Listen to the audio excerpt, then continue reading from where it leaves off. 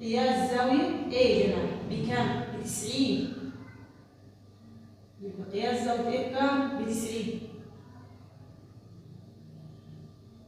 هو عاوز زاوية هي 4x ناقص 5 اللي عاوز الزاوية دي. فكروني في أوضحها، احنا اتفقنا يا بس انت لحظة انت قلتي ايه بس علشان هي A كلها ب90، عشان كده انا قلت بص كده كلها ب90. فأنا عاوزة الضلع ده الزاوية دي الخانة دي.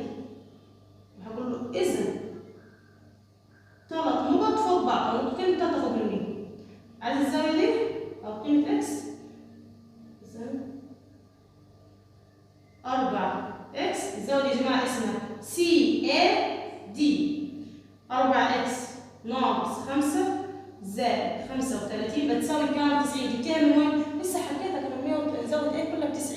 يبقى اجمعهم يدوني كام؟ برضه 90.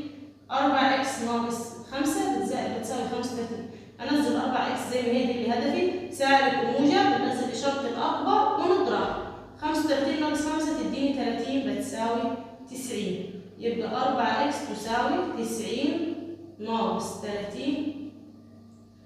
4x 90 ناقص 30 بتديني ايه؟ 60. ونقسم على كام؟ على 4 بسط نقطه. يبقى منها x اهو. كمل المساله. 60 على 4 يا جماعه فيها 15. وانا لازم اتاكد من حل. اتاكد ازاي؟ 15 في 4 ب 60.